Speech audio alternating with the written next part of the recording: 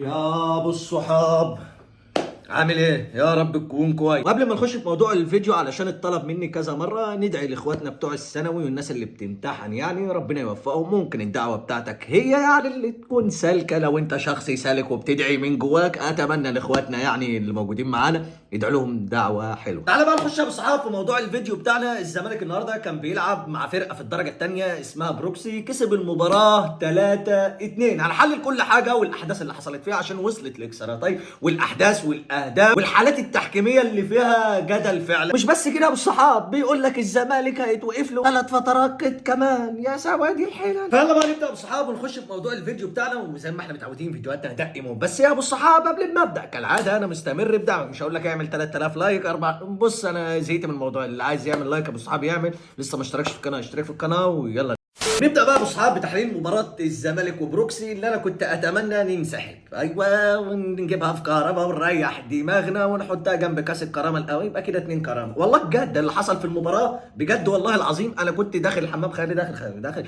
متخيل معايا بالصحاب. وصلت معانا الفرقه درجه تانية بتقطعنا على ارضيه الملعب وحكم وقف جنبنا. ايوه، وجاي لي الحالات التحكيميه. بس هشرح لك بس في اول حاجه التشكيله بتاعتنا. بص التشكيله بالصحاب، يعني التشكيله دي يعني ما تجيبلكش القولون بتاعك ينفجر. في حاجات تفرقع منك وتجيب 2 استعمال طبيب بجد والله. اما تشوف سامسون بادئ في التشكيل. يا عم كارلوس في ايه؟ انت مش كنت قاعد تكتب واحد فول واحد طعميه؟ قلت لك غير، جيب بيض جيب لانشو، بس ما تكترش في البيض عشان في اماكن ضيقه والغرف المغلقه هتديها واحد زريبيو هنروح في ده. يا عم سامسون مين يبدا؟ احنا اصلا ما احناش طايقين الجزيري. تجيب لي سامسون؟ انت ما شفتش في خده في التمرين عامله ازاي؟ ده عنده امكانيات مش عند الانسات. الكرة بتجيله ما بيلعبش الا بيستغل الحاجات اللي عنده دي. غلط. جو نتفليكس ده بره الملعب يعمل اللي هو عايزه، حريه شخصيه. استغفر الله، ايه القرف دي؟ والماتش هو بيبدا ابو الصحاب. ببص لقيت الصوره اللي قدامك دي، انا قلت ايه ده؟ خير لما جعله خير. ده احلام العصاري ولا ايه؟ رؤى الكابتن بتاع نادي الزمالك ده علامات الساعه ابو عين واحده جاي ولا ايه؟ في ايه؟ انا بجد رؤى كابتن نادي الزمالك خربي. انت عايز ايه تاني؟ يعني انت عايز الماتش ده يطلع هنقول احنا كسبنا؟ ولا جايلك بس في حته كسبنا وما كسبناش؟ بطل ها جايز بقى. كسبنا ايه ونتنيل على ايه؟ والمشكله رؤى طالع ما بين الشوط ايه؟ طالع كده في الممر. واحد بيقول له استاجر يا رؤى. رؤى اسكت. كلم رؤى مودريتش. ده انا رؤى بركوكه والله بجد. يعني الجمهور بيقول له ايه يعني؟ استرجل يا رؤى. العب عدل يا رؤى. رؤى شو اسكت. شوف وصلت لايه يعني. شوف احنا وصلنا لايه. رؤى بيرد علينا. يا رب والنبي نايزك يجي بقى يخلصنا بقى باللي بيحصل فينا ده. الزمالك بدأ المباراة يا ابو الصحاب، لقينا الفرقة اللي قدامنا اللي هي بروكس اللي هي الدرجة الثانية بتلعب افضل مننا في اول 5 دقايق. ليه؟ ما اعرفش. طب ما احنا عندنا لعيبه بملايين، واللعيبه دي اصلا اعتقد اللي في الدرجه الثانيه ديت ما يجيش. مش بقول لك ربع الراتب. الفكه اللي في جيب لعيبه نادي الزمالك دول الرواتب بتاعتهم. انت متخيل بقى الفرقه دي هي اللي بتلعب علينا كوره وبتنقل كوره وبتعمل مثلثات وبتعرف تنفذ الهجمه المرتده وبتجيب جون برضك من نفس المهاجمه المرتده، وانا واقف قاعد اتفرج عليهم.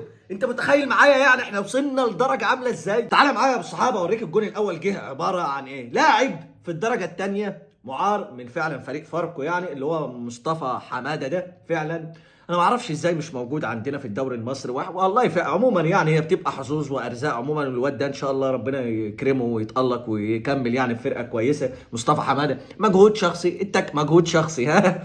واحد على واحد ويعدي وعادي. ما احنا ما عندناش الكلام. عدى عرض عود ولا طلع ولا اي حاجه. وقف مكانه ليه؟ بكل بساطه علشان لاعب الزمالك موجود اللي هو مين؟ حاتم سكر. حاتم سكر اللي هو يعتبر دي تاني ماتش ليه او تالت ماتش ليه لنادي الزمالك. الكوره جايه له في ال6 يارده. يا حاتم مش سكر، حاتم يا شاي. بتعمل ايه؟ بيستلمها بصدره بيصلحها للاعب اللي جاي من وراه كابوريا. حط الجون الاول. انا عايز افهم بس حته المنطق بتاعك. هل انت بقالك كتير بتلعب في الملاعب عشان تسند بصدرك كده في ال6 يارده يمسك يا عواد؟ يعني انت جايب الثقه دي منين؟ انا عايز افهم. انت جبت جون عالمي. الجون اللي احنا جبناه بس هي اياها يعني. ما هو ده التعادل. ما انت جبت فينا جون فانت جبت التعادل. بس انا مش فاهم. ما هو بدانا من نقطه البدايه من الدقيقه 40. انت فاهمني يعني؟ فحته اللي انت يبقى عندك الثقه او دي ما اعرفش دي غرورا وتسندها لي في ال6 يارده كده بتصلحها للاعب ليه يا عم حاتم؟ فنصيحه لحاتم سكر، اتمنى طالما لقيت عليك ده طلع اوت. ايه انت كبير على كده؟ كرة على بدماغك طلع كورنر. ايه المشكله؟ بدماغك رجع عليها بسكه وبصدرك. لا لسه بدري على الكلام ده. بعد ما الزمالك يا ابو صحاب جه فيه الجون في الدقيقه الاولى، في الدقيقه 6 او 7 الزمالك لحد اما حاتم سكر جاب جون التعادل احنا ما قدمناش حاجه. انت متخيل معايا؟ بروكسي هي جايبه 1-0.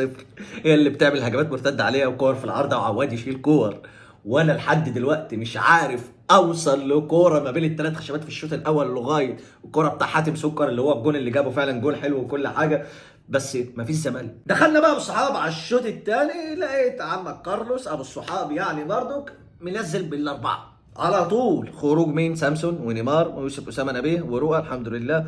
المهم نزول سيف الجزيري ونضاي وشلبي وشيكابالا. قلت بس المفروض بقى يعني دي القوه الضاربه، ما فيش اسماء تانية، انا هنزل مين؟ يعني انا هجيب مين؟ انا نزلت كل ما فيش اللي هو زيزو. انتوا متخيلين معايا يا جماعه؟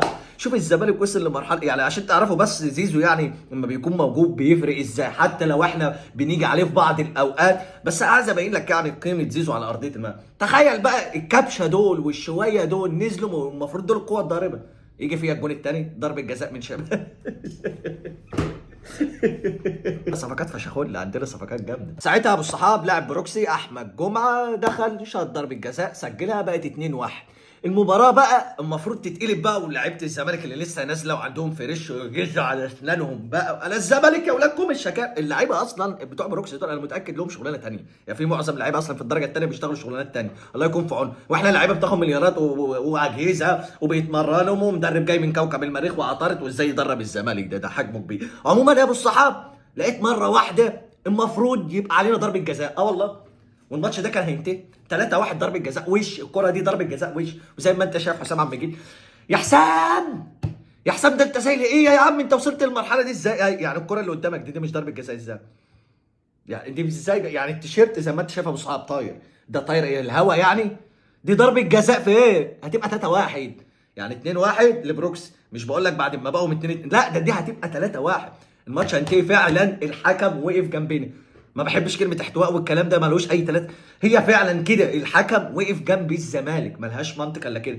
ضربه جزاء، الماتش خلص 3-1. بروكس هيدافع، واصلا الزمالك ما كانش ليه انياب ولا اصلا كان بيروح، والعيال كانت بتقفل بشكل كويس. المهم يا صاحبي الماتش تناه ماشي 2-1 لغايه ما الزمالك سجل جول حمزه المسلوسي بدماغه. انا مش فاهم لحد دلوقتي ومش مستوعب، الباكين بتوعي حاتم سكر وحمزه المسلوسي هم اللي بيسجلوا، انا فين؟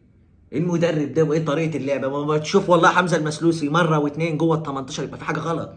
يعني المدرب شايف ان حمزه المسلوسي ممكن يجي منه هجوميا، مش فاهمها. المهم يا صاحبي 90 دقيقة انتهوا 2-2، الزمالك بروكسي. دخلنا على الاكسترا تايم، الزمالك سجل في الاكسترا تايم جون صناعة مين؟ مصطفى شلبي، اللي فعلا الفترة الأخيرة في بداية يعني اما شوية اللي نزل فيهم شغال عرضيات ايه؟ تك تك، لا الشوية ده عشان ندي كل واحد حقه ما نقولش يعني حاجات كده، لا لعب كذا عرضية حلوة وسجلنا الجون الثالث عن طريق مين؟ سيف الدين الجزيري. انت مش سيف، انت قصاف وامشي. انا بقولها لك ما تحرقش دم، ما تلعبليش ماتش و20 لا، وفي كوره لاني فرحان جايب جون بس عايز اخبطك في عينك. بعد ما الزمالك يا ابو صحاب سجل الثالث وخلاص فرقنا، بقينا نفوق شويه بكل بساطه. يعني الفرقه هتدافع علشان ايه؟ الفرقه اللي كانت بتدافع اللي هي بروكس وتلعب على الهجمه المرتده وبتلعبها بشكل كويس، خلاص يعني الفوز هيروح منها وده كاس هخرج بره. فبدات تفك شويه، وبقى الزمالك يلعب شويه مع نزول مين بالحاج اللي هو راح انفراد ويعملها لي تشيب بدل ما يديها لبرامن. ما عليه، ارتدت بقى ساعتها يا ابو الصحاب علينا كذا كور برضو من الفرقه بتاع بروكس.